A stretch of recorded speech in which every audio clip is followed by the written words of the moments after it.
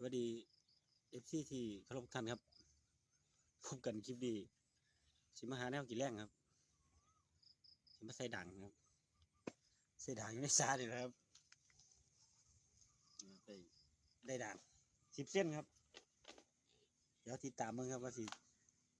มานบ่สิแล้วแรงบ่นะครับนี่ครับสาปลาปล่อยไว้นะครับ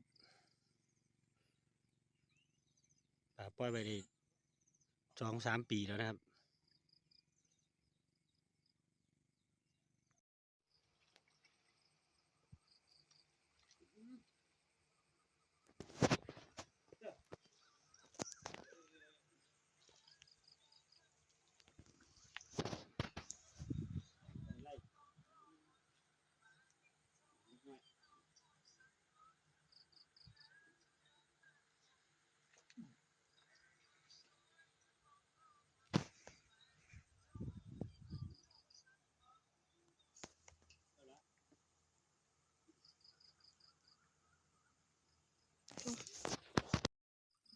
นะครับหนึ่งแต้ม1 ตัว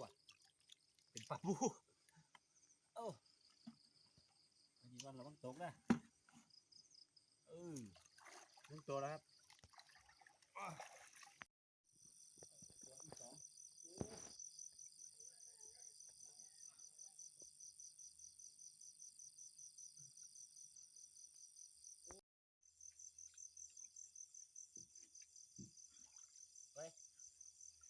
เอาเร็ว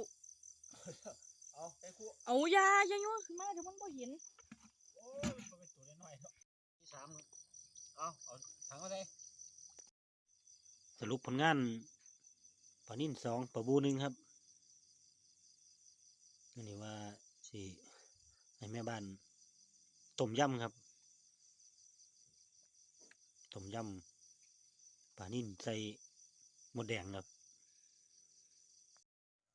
เรียบร้อยแล้วครับเมนูต้มยำปลานิ่นครับปลาบูครับวันนี้ก็สิได้หาลงกินแล้วครับพี่น้อง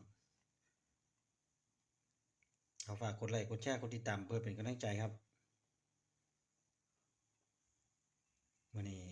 เป็นวันว่างนะครับเลยมีเวลาหาอยู่หากินนะครับเดี๋ยวพบกันใหม่คลิปหน้า